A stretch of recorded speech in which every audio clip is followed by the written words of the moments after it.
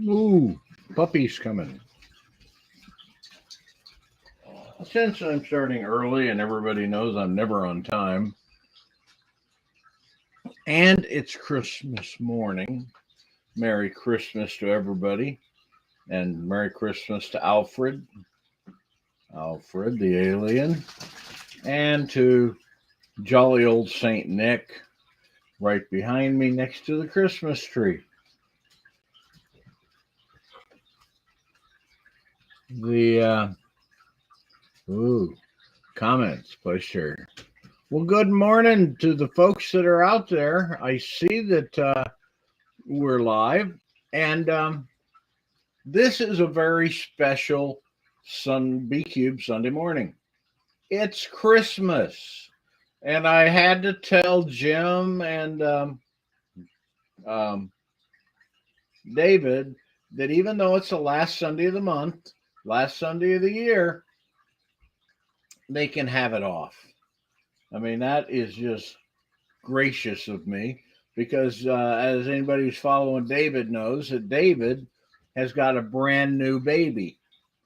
And Jim, he is out spending the megabucks I paid him for his essay, Things That Chap My Ass About Christmas, that is in our new holiday leftovers, available even now um, on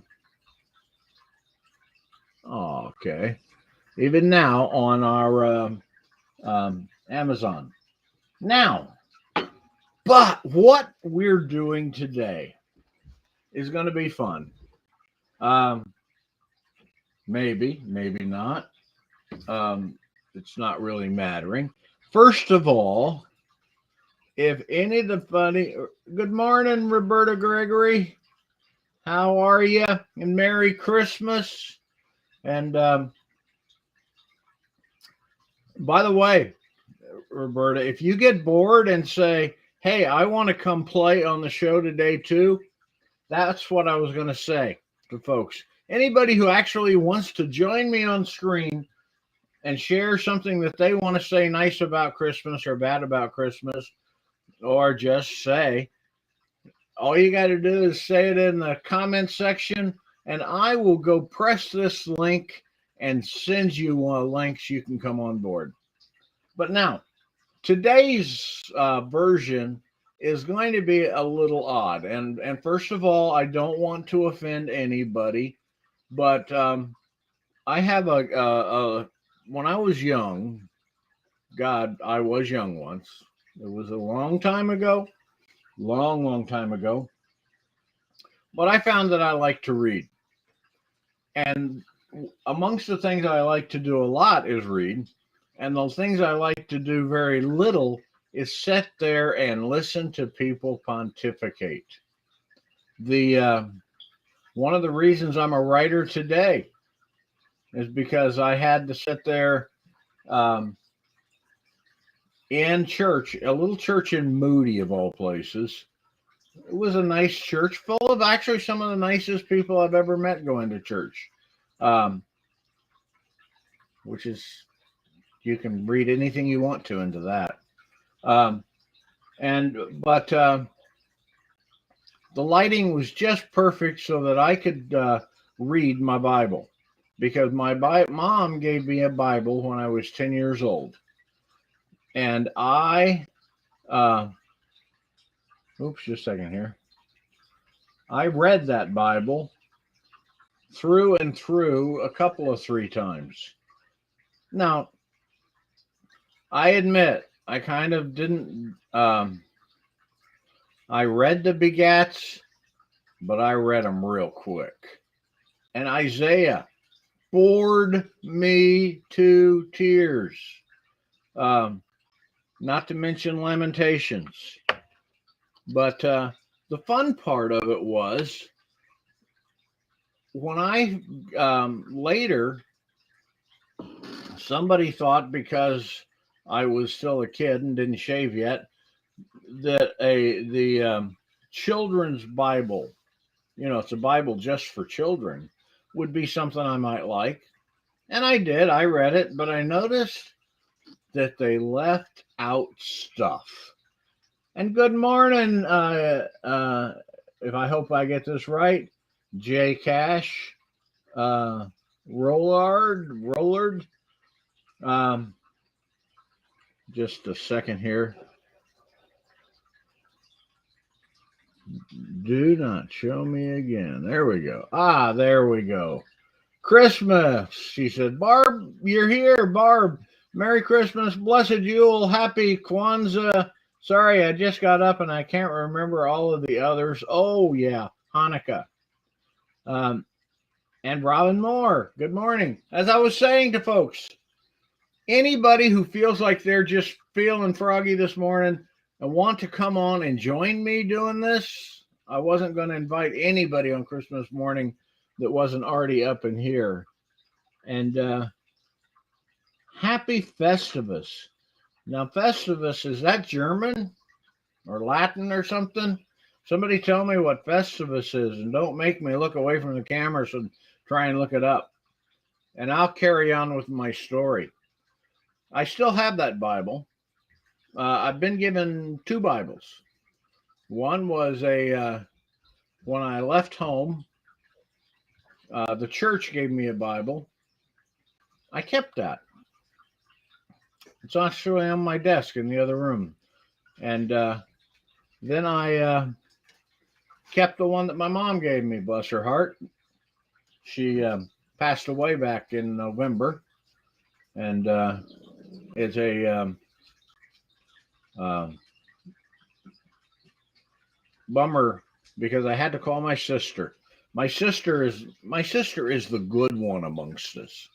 You know, out of all of us, she is like really, truly good. And she was always going down to help Mom out and spent every Christmas down there with Mom and Christmas Eve with Mom. We were a Christmas Eve celebratory family. We got to open our presents on Christmas Eve. And Merry Christmas to you, Facebook user. It doesn't always tell me who's who, so I just got to say Facebook user. But anyway, so I had to call her yesterday and cheer her up because it was, her first Christmas, not able to go down and take care of Mom. Well, there's another thing that I did for this lovely little sister of mine is since I read all the Bible stories and stuff, I have shared with her what I call Bob's Bible stories. Now, that's probably one of the reasons she's not listening. Oh, it's Susan. Good morning, Susan. Because, for example, one of the first ones, as I read the Bible, I just took it for granted that it was all true and good people were good people. And then I read this story about a fella, he was Jephthah. Now, I don't know if that's the right way to pronounce it, Jeptha. This was a guy, he was one of the judges in Israel before they got into the king thing. And I will warn them, Samuel warned them about kings. You don't want kings. And then they wound up with Ahab and Jezebel eventually. And not to mention Samuel and David. David, who was a bit of a dick sometimes. But anyway, Jephthah was one of the judges. And he'd been off fighting somebody, and I think it was the Canaanites. I don't know who exactly. Oh,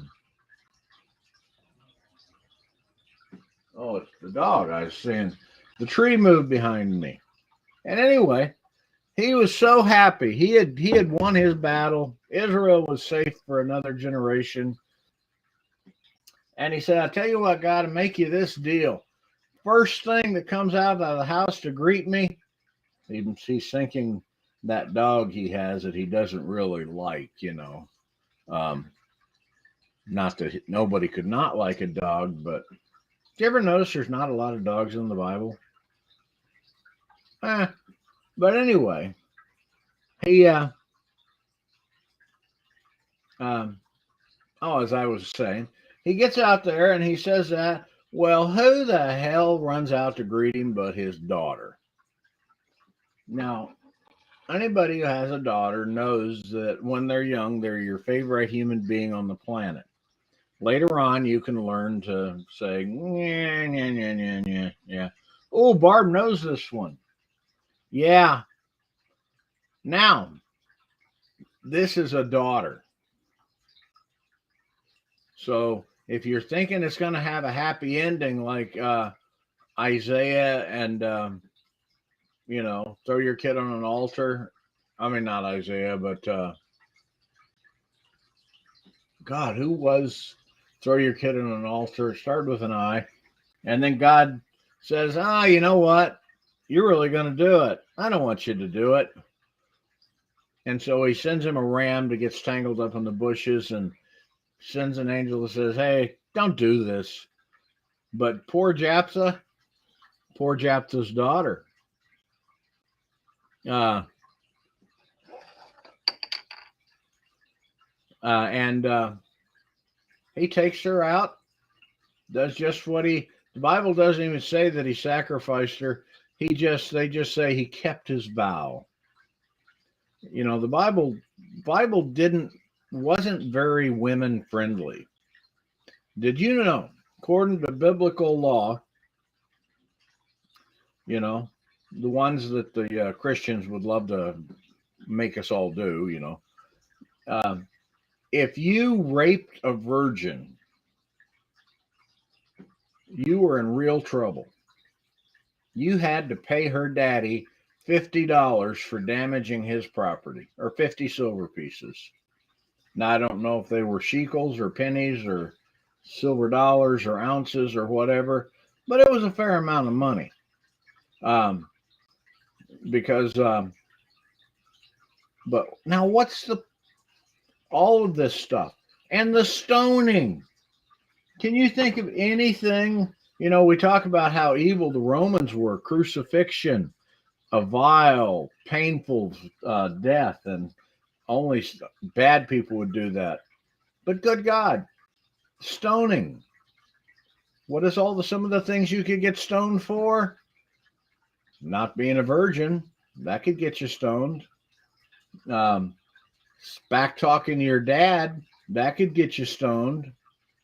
And think about it. I mean, these aren't little river rock, but just getting knocked down while 30 people are throwing rocks at you until you're lucky enough to get hit in the head and go unconscious, and then they just keep doing it. Damn. Bible is full of some pretty rotten, mean stuff. And you know what? I think that God was just an excuse. And as Barb says, she was just a girl, not as important as the boys, so God didn't save her. Or maybe the parents didn't save her, because I got a funny feeling that, some of this stuff might have been made up.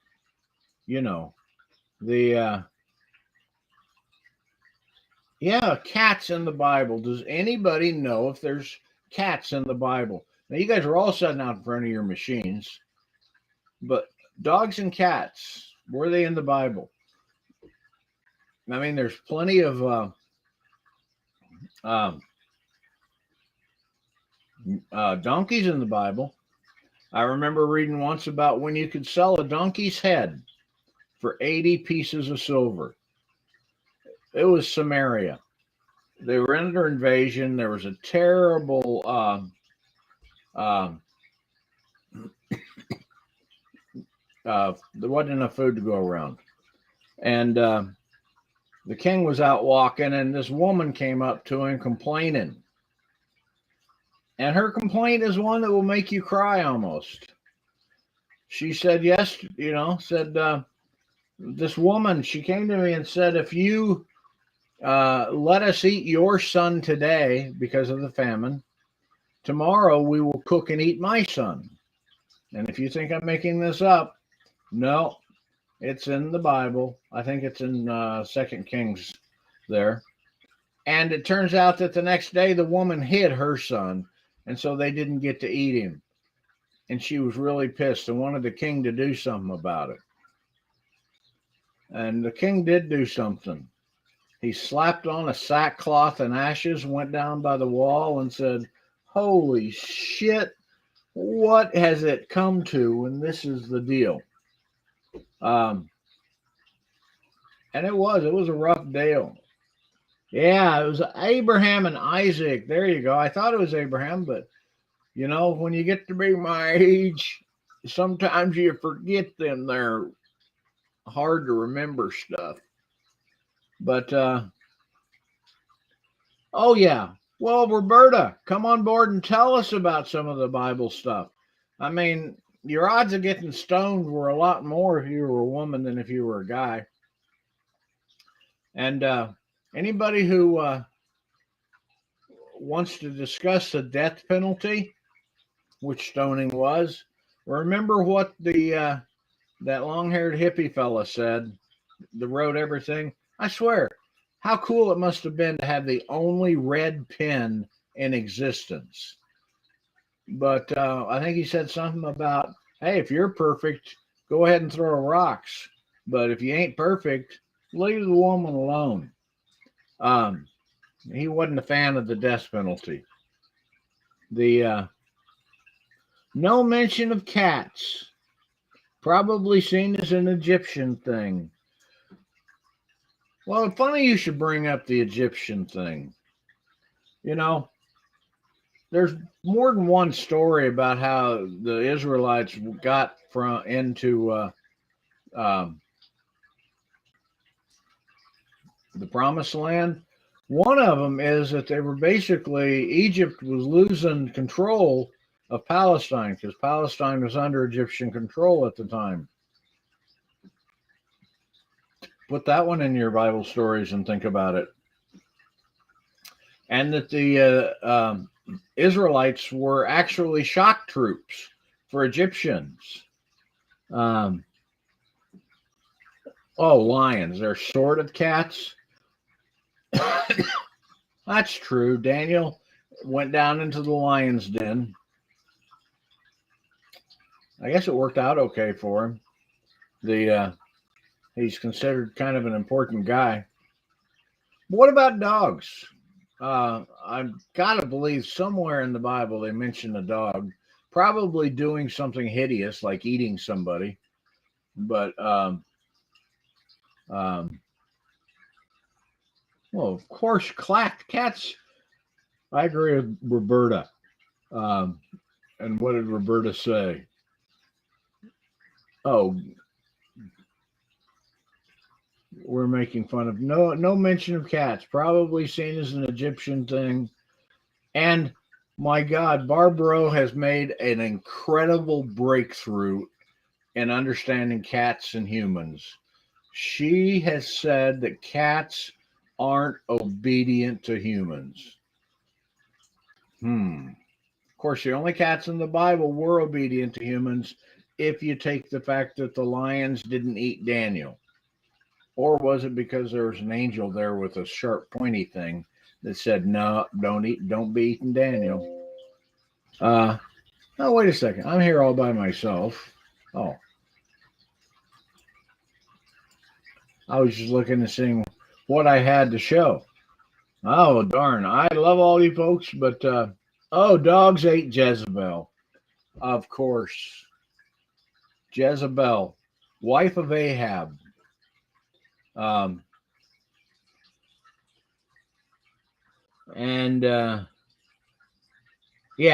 angel with the big old sword. Yeah, you want to keep your cats in line, pray for an angel. But I find this stories from the Bible fascinating. For example, there was you remember that Jacob, I think it was Jacob, later on got named Israel, had the 12 boys and a daughter that wound up forming the 12 tribes of Israel. the daughter. Now, this is the story the way I remember it. I haven't looked it up. The daughter fell in love with a tribesman that they had encountered. Of course, the Jews at the time, the Israelites, they were tribesmen too. And they went and said, the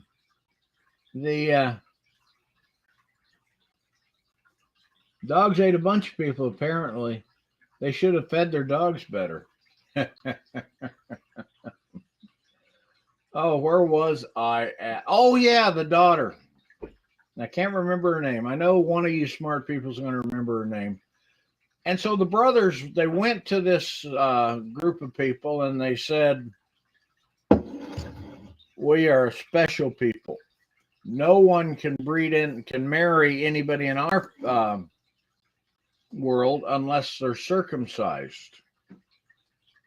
Now, you know, the circumcision thing, it's not something your average adult male says, ooh, ooh, ooh.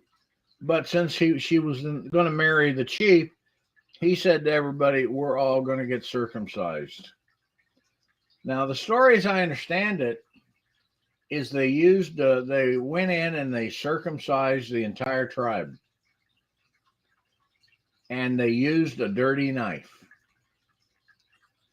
So they gave it about 3 days waiting for the infection to really set in. And then while everybody's laying in bed saying, oh God, or maybe, oh Baal, depending on who their God was. I have no idea. Her brothers got their pointy sticks and went in and killed them all because they couldn't fight back. Bad day. So some rough stuff happens in the Bible. But you know, there's some other stuff too that isn't so bad. I was reading the red letters this morning saying, how can I talk about all of this mean stuff, evil stuff, you know, and not point out some of the nicer stuff? And so I was reading the red letters, and it reminded me just how far removed a lot of your modern Christians are from the original teachings. Bless their hearts. But the red letters, I mean, they tell you to do good things. You know, don't hate your neighbor. Don't hold a grudge against your brother. Be good to people. Feed the poor. Clothe the poor. Feed the hungry, clothe the poor. Visit people in prison. You know, that's something I think we've gotten away from in our society. We really like prisons where we put people so we don't have to remember they exist. You know, but it's kind of like worshiping veterans, because worshiping people in the military, because they're in the military, they're perfect people, they got to be. Well, those people that are in the military are going to come out and go to work in Walmart. They're going to become storekeepers, they're going to be teachers, they're going to be lawyers, and all of a sudden they're not sacred anymore. Well, remember all the people you throw in prison? Treat them badly. Well, someday they're going to get out, and I'd rather they come out a little bit more reformed, a little bit better trained, maybe an opportunity to do well in society, instead of being treated so poorly that they virtually have no choice other than to go back and commit more crimes, and then get to go back to prison, and then we're winding up, you know. It's a pain. We got to be nicer to people as a culture. It just seems like the logical thing to do, and it's in the red letter stuff. No,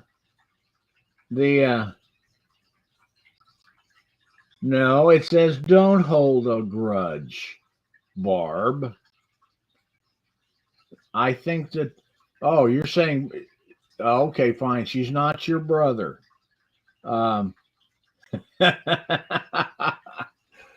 You know, I was reading this morning, And I have, it could be said that I might perhaps have a sister that I have a minor grudge against, that maybe I'm not really speaking to. And after I read that little red letter part of the Bible, gosh darn it, if I am not going to have to text her Merry Christmas. Now, I thought about texting her Happy Holidays, but she's very religious, voted for Trump even. So I kind of think that if I send her a Happy Holidays text, that wouldn't be keeping with the spirit of Don't Hold a Grudge. That would be kind of snarky. So she's going to get an actual Merry Christmas from me as soon as I work up my strength. Um, I'm sorry. I'm reading the comments. It's not quite like having you here, but the comments are pretty damn funny. The Yeah, you get going on the what we could do a whole show on the biblical approach to human or to women's rights. The did you know, for example, after you have a baby and under Moses's edicts, apparently you are unclean for a while. Well, if you're, but that's if you had a son, you're only unclean for a while. If you have a daughter, you're unclean for twice as long. Um, I swear, I do not understand it all. The It is fun. Another one that's one of my favorites, and post up the what were you going to mention there, Robin? Oh, the but the because I forgot what I say. One of my favorites though was Elisha. Elisha, reading about him in Kings, I think it's Kings. You'll find Elisha is he was crabby. I mean, he was out walking along, and these small children came out and were mocking him for being bald. Well, some of us, it's we get bald. It happens. We don't need to be ashamed of it. Kids are going to make fun of you occasionally. Hell, I used to make bald jokes. Probably why I'm bald. God thought it was. God maybe does have a sense of humor. It's just all the meanness going along too. But oh yeah, the unclean part. That's what you were talking about. Yeah, it's it is amazing. But anyway, so these kids, and so what did he do? He cursed them.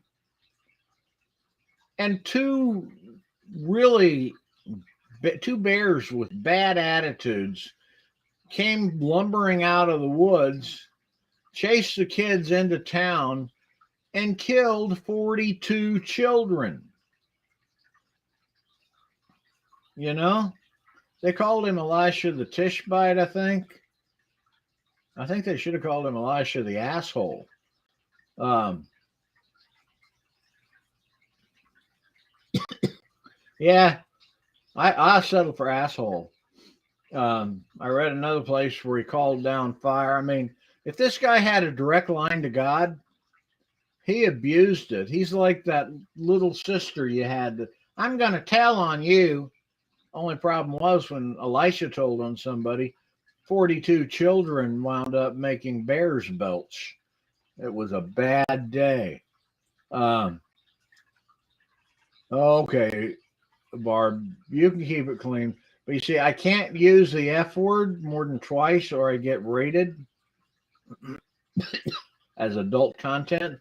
But I think I can say asshole. But no, it's just uh, all interesting. Now, who here has ever heard what happened when Moses came down off of the hill and found the party going on with the big golden calf and stuff. Let's see in the comment section who can tell us, who can remember what the outcome of that was. I'll give you a choice, multiple choice. One, he broke his tablets in two and said fine. Or he ground up the golden calf, threw it in the water pond, and then made them all drink the water. 3, he killed 3,000 of the men, telling the people to focus in on their fathers and brothers that he sent in to do the killing. Or 4, all of the above. Okay, I can whistle the Jeopardy theme.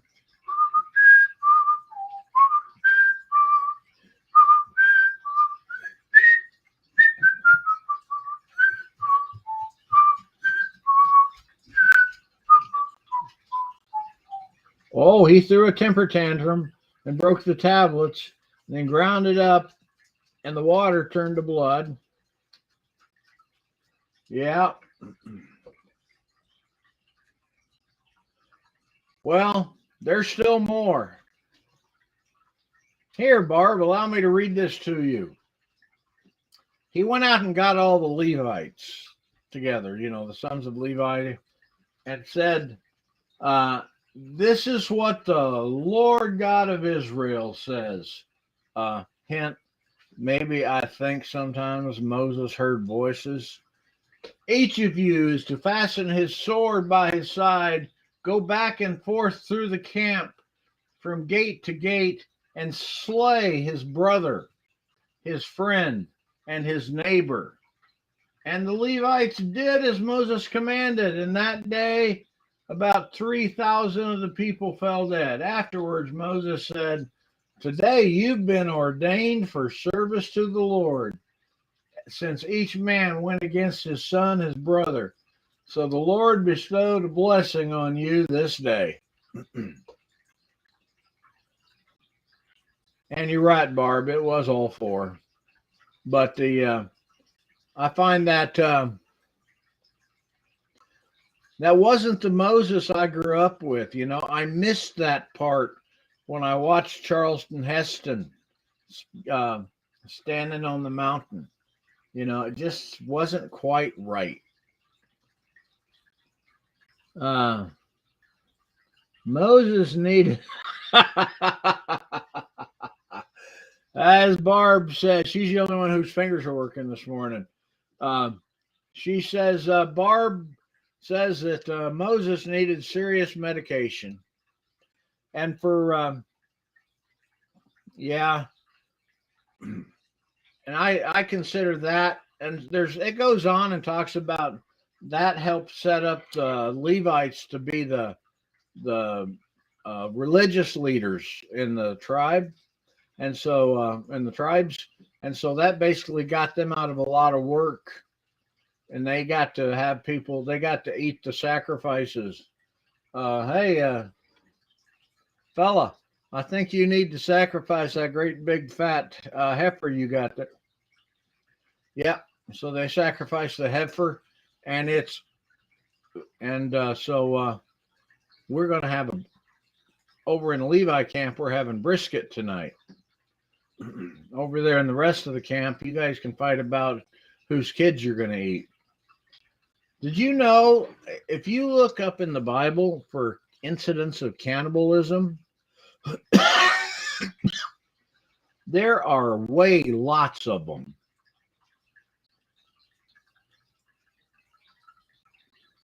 Oh, I have my coffee.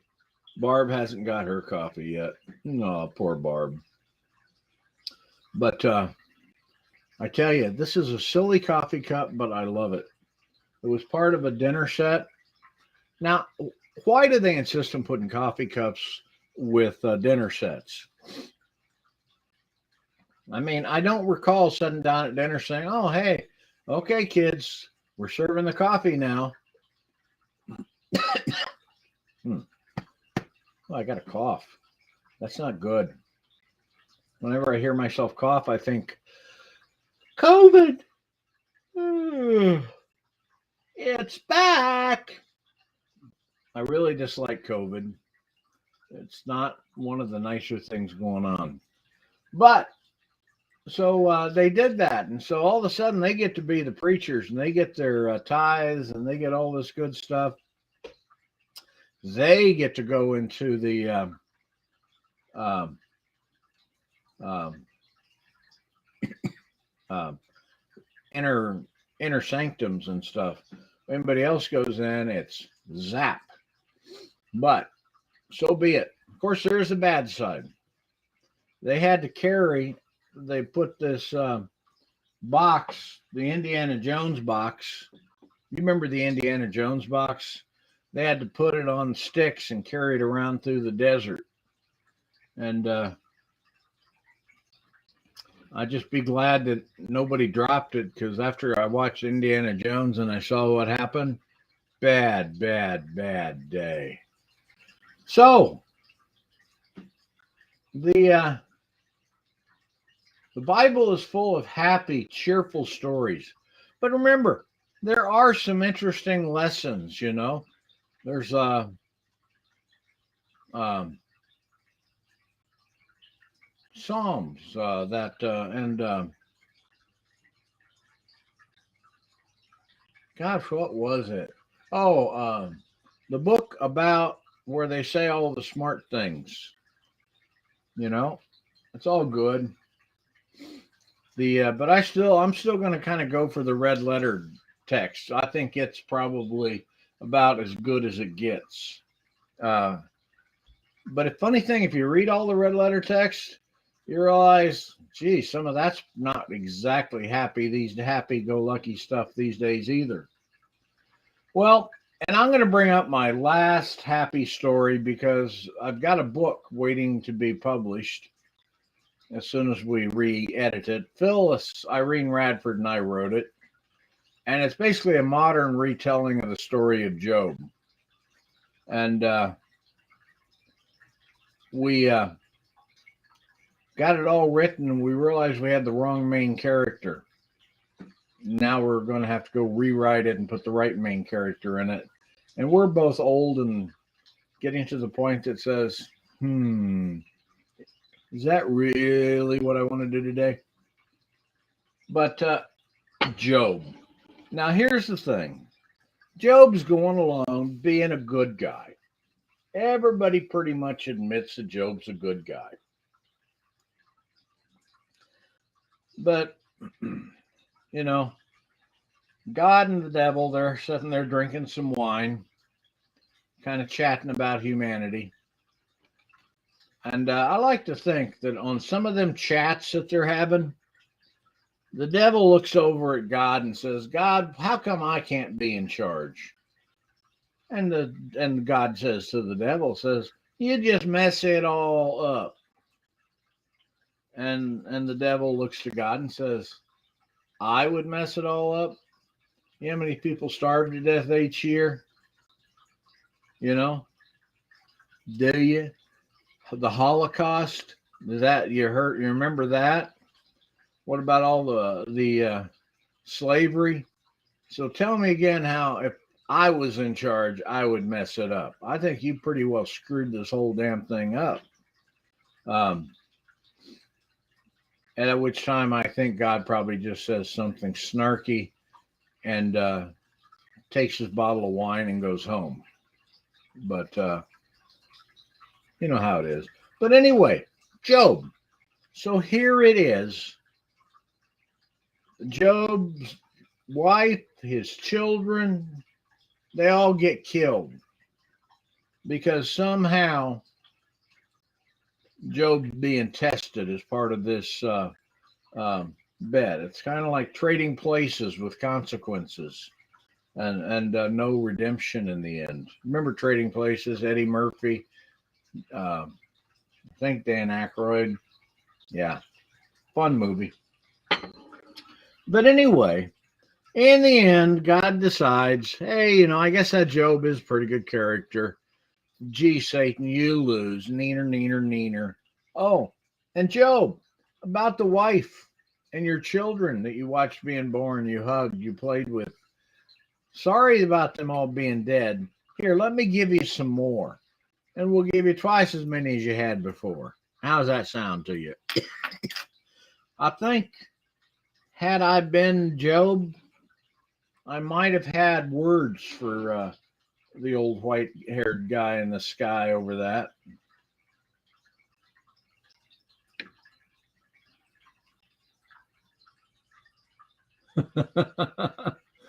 Yeah, like you said, he's not doing the best job. To wonder what would happen if you know, you just don't know. But guys, holy shit. I'm sorry, I'm looking at the clock. I was only going to do a half hour today because I'm I mean, come on, how long can you listen to me talk? Um, I just got stories because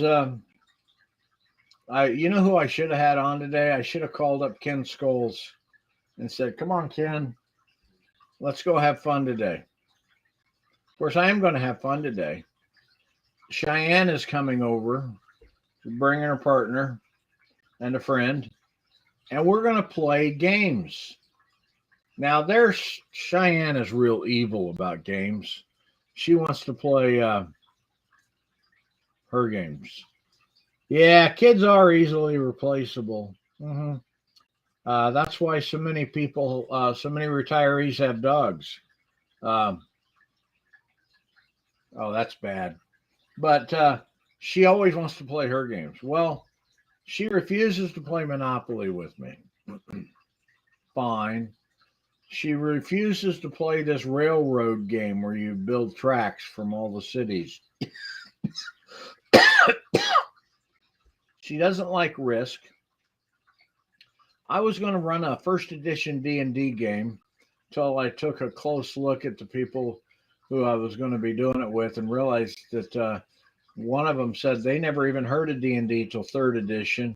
And I realized, okay, they're going to be wanting to play the 2/3 orc, half elf, and 1/16 magic user with the +5 earth elemental spells or something like that. And I was going to be saying, oh, a dragon falls out of the sky and squishes you. But games, which games? I have finally decided that I have up in my closet, and I'm going to go get it when I'm done here so I can remember. It was called Starfleet Battles. You literally had to go to the Xerox machine, and it wasn't easy back in them days. You had to make a copy and then say 5 prayers, then lift the lid and make another copy. There was no auto feed, no nothing, and they were striped dark and everything. So I have now. Okay, Robin, are you talking about Starfleet Battles or Uno? I don't even think I have Uno. I know she likes to play hearts. Maybe if she brings a deck of cards, I'll let her play hearts. But I'm going to go dig out my Starfleet Battles and see if I can remember reverse and draw floor. Okay, great. Yeah. But it's just, yeah, I went and bought some sticky plastic and I covered the sheets and then have a whole box full of grease pencils so I could keep track of how the ships were damaged. And I'm betting if I go online and look, I'll find a whole bunch of new ships. and a whole bunch of new frickin' rules. And these guys, these girls, they don't like to play by the rules. They think that the house rules they played with when they were home immediately translate to being the rules. Did you know that I was playing Trivial Pursuit with them, and I was kicking butt because it was Starfleet. I mean Star Wars Trivial Pursuit, and they said you got a pie every time you answered a question, and I said no, no, no, no. You only get a pie if you answer a question when you're on the pie square. Needless to say, the game ended with acrimony, even though I showed them in the rules. And that's probably why they won't play Monopoly with me. Not only am I the best Monopoly player in the world, or used to be, you ever get bored? Invite me to list all the properties going around the board and the price of hotels and what it costs to get your set at 5 houses or your hotel and what the rent is for your hotels, as well as purchase property. I can't do that now, but I can get most of it. So anyway, they won't play Monopoly because I'm betting they're the people that think that free parking, that you'd put all the money from fines and stuff into free parking and then give it to whatever doofus is lucky enough to land on free parking. To which I say no, that is an abomination, because in Monopoly, you need to earn your money by going to work and pass and go and collecting your money, or charging more rent than is reasonable to people so that you can take their money and they lose. No, you don't get any free money there. Yeah, I hate it. I don't hate the people. I just hate the attitude. It's like, come on, guys. Now, if you want to sit down together and agree to a change in the rules, that's cool. Like, I love to play Risk. Well, guess what I did? I got a bottle of Whiteout and I put Antarctica in there, and I made 4 countries in Antarctica. The continent is worth 1 point, but then I put a connecting line to South America and to Australia. So now you take Australia, South America, and Antarctica together, they form a 5-point continent with only 3 access points, which makes it pretty good. Like America only has 3 access points. Europe, nobody can ever hold Europe. There's a billion ways to get into Europe. And on this one, we also fixed Asia. Nobody can ever hold Asia. Well, they could if you broke it down into 2 naturally segregated parts of Asia, Southern Asia and Northern Asia, because you do that and then make one of them worth 5 and one of them worth 4. Southern Asia is holdable. You can do it. But anyway, you got to agree. The rules are on the inside of the box lid. I follow them, but I'm not above modifying games. For example, the train game, it gets kind of boring the 10th time you play it because it's all the same. But I said, what if on the train game you added an extra card, or actually an extra card and an extra game piece? The cards are congressmen. How many congressmen do you own? And if you own, say, a route that is one of 2 routes going to the same city to same city, you could then play a congressman card and have an environmental stay put on building a new road and put your little environmental thing symbol on that road. And then somebody, to get rid of that environmental symbol, will have to play 2 congressman cards. Yeah. Make the game more realistic. I like it. But it's the train game. It's called Ticket to Ride. It's kind of a fun game. And I like following the rules, Barb, but if you can make the game better by being a better game designer than the original game designer, like for example, Stock Market was a great game. But once I fixed the rules, modified the board, it's a much more fun game. But anyway, you guys are not here to figure out why I'm a masterful game player.